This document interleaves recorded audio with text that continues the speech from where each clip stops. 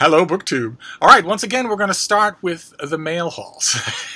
it's a blastingly hot Monday morning here in Boston. Boston is actually on the edge of an honest-to-gosh heat wave. It's going to be 90 degrees Fahrenheit today in Boston. Tomorrow is going to be 95 degrees Fahrenheit. And Wednesday is going to be 100 degrees Fahrenheit, which bodes poorly for Comic Book Wednesday. I'm not sure I'm going to go out and get a comic book in weather that you could broil an egg on the sidewalk, but we'll see. I might get the offer of a ride. But one way or another, I can't complain as I once did. I once took personally every heat wave in Boston, but I love the heat now. I love the heat and humidity now. It can't be bad enough for me. So I don't take it personally. I might be aggrieved by the prospect of 3 days of high 90-degree temperatures Fahrenheit before the weather is supposed to break on Thursday and then go back to normal. And I don't think many people in Boston are complaining about this because this is obviously summer's last gasp here.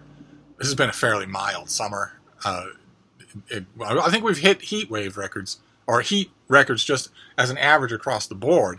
I think we're up there in terms of the hottest summer on record for Boston, but it hasn't felt that way. Except for periods here and there, it hasn't felt that way. It's felt like just an ordinary, beautiful summer. And it started slow. So I don't think anybody's holding 3 hot days against Boston at this point. The only reason that I might, once upon a time, have done that is because it would be restricting my dogs. Because dogs overheat. They're covered in fur. They don't perspirate the way that humans do. So it's not fair. I see people all the time, idiots, who are out for their run with their dog, and their dog is alongside them, running and panting its head off, and running the risk of brain injury, running the risk of organ failure, all because this person thinks, yeah, well, I'm grinding, so everybody around me has to grind, and I want to stop them. I wouldn't have anything to do with them, of course, but I want to stop them and say, take a look at yourself in the mirror. I'm sure you do it quite often. You're covered in skin with almost no hair. You're made to run in the heat. You are an organism that is made to run in the heat. So you might want to have consideration for an animal that's not. But one way or another, I have had dogs that insisted on lots of exercise every day. My little Frida Bean, she's not a morning person. She's not a country person. She's a city girl. And she also doesn't particularly like exercise. She likes going out to visit people. But she doesn't really like, working it, baby. So on really hot days, I would be keeping her circumscribed to, minimal motion anyway. And I would, with other dogs, they would have been aggrieved. She doesn't mind at all. So I actually I'm not actually holding this heat wave against Boston in any way. It's just that Wednesday, which is New Comic Book Day in Boston, I usually do a comic book video on Wednesday, but Wednesday is right now confidently forecast to be the hottest day of the year in Boston, so I'm not sure. We'll see. But in the meantime, a little bit of mail came this morning. I expect more this afternoon. And I thought we'd go through it together. So we have 2 packages here. We'll just see what they are, and then we'll move straight on. Okay. All right. This is not anything that I requested. This is from Yale. This is Wartime Notebooks by Andrzej Bobkowski, yes. Translated from the Polish by Grażyna Drobnik and Laura Engelstein.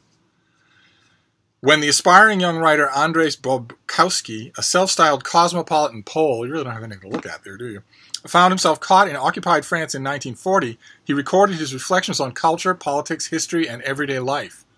Published after the war, his notebooks offer an outsider's perspective on the hardships and ironies of occupation, and the cover is going to have a sketch of him. And is this... he remains to be discovered by the English-speaking world. So I'm assuming, I don't know for sure, but I'm assuming that this is the first time that his wartime journals have ever been published in English. We'll have to see. I might be wrong about that. But this comes out in late November, so I have time to research it because I won't be reading it right away. But that squeak now fills my days. Although one of the toys with a squeak in it already has to be retired. Here, Bean. Let me see this thing.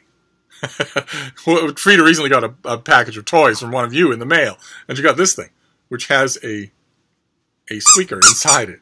But as you can see, she's already found a way inside, and I found her this morning with her head entirely submerged inside this thing, eating the stuffing from inside the head of the thing. And I know for sure that if I were to get a muscular teenager to sew that up so that she couldn't get in, I know that she'd either rip it open somewhere else or she would start to eat the fuzz off this thing. She's already denuded a bathroom rug of fuzz.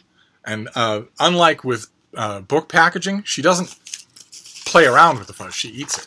So I'm not sure how much of that is I'm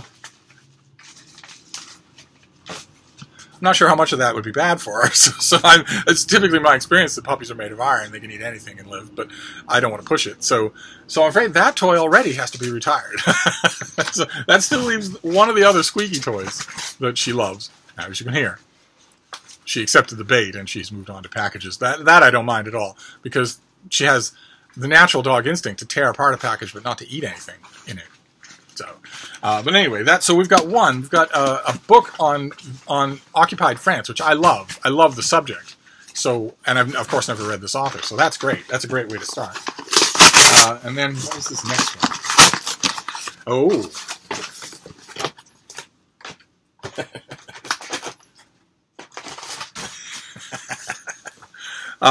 This is the finished copy of James Barr's Lords of the Desert. Subtitle is The Battle Between the United States and Great Britain for Supremacy in the Modern Middle East. And that's great. Oh my. Okay, so I mentioned before that one of the benefits of getting a finished copy is that you can see what the author looks like. The author's very young. He's a visiting fellow at King's College London and the author of A Line in the Sand and Setting the Desert on Fire. And he lives in London. Okay, so this is also due in September. Severe look to it. I haven't read the advance copy, it's just sitting there. The United States has been involved in conflicts in the Middle East for decades now. From Desert Storm to the Second Iraq War to the current battle against ISIS and the civil war in Syria, America has played a decisive role. But before the U.S. came to dominate affairs, the region was largely controlled by Great Britain. How did we end up playing such an outsized role in the Middle East, and why? Very simple answer. A lot of you will already know it. World War II. In this book, the historian author tells the long-overlooked story of the Anglo-American rivalry that quietly developed beginning in the mid-20th century. We usually assume that Arab nationalism brought about the end of British designs in the Middle East. According to this view, Nasser and other Arab leaders led popular uprising against colonial rule that forced the overstretched British to withdraw. But as Barr argues, the British exit was really a culmination of a decades-long power struggle with the Americans. Fascinating. Okay. And September, which is right around the corner. I've been dealing with my September books for days now. I have moved all the September books up to the September book. I cleared off all the rest of the August stuff, moved all the September books up, but they're still a mess. An absolute mess. They're just a hodgepodge. Now I need to organize them. I wish I could do one of those time-lapse things that I see on BookTube. I need to organize them now. Oh, actually, what I really wish is that I could snap my fingers and have 20 of you here. Not now, but tonight, over wine and calzones, so that we could organize those things tipsily while talking about them. But one way or another.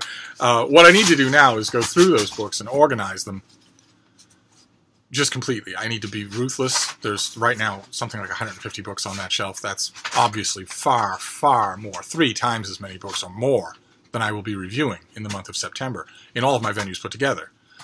So they can't all stay. So first I have to go through and pull out the stuff I'm obviously not going to review. And then I have to organize everything left to right. So there's a ton of books that are coming out on September 4th. I think that's the first Tuesday of the month. And they all the September 4th books have to go together so that I can look at the September shelf and know what I review next. Because it's kind of bad form to accidentally review a book from the end of September on September 1st, especially if I'm going to rip it to shreds. That's not sportsmanlike. So I have to do that. I have to ruthlessly cull and then organize. I just haven't done it yet, and the September books keep coming. But anyway, that's what we have for our first mail. A nice small thing. 2 nonfiction works. We have the Wartime Notebooks of Andrzej Bobkowski, and we have Lords of the Desert by James Barr. A finished copy of a new history of the long Middle Eastern rivalry between Great Britain and the United States. That should be good.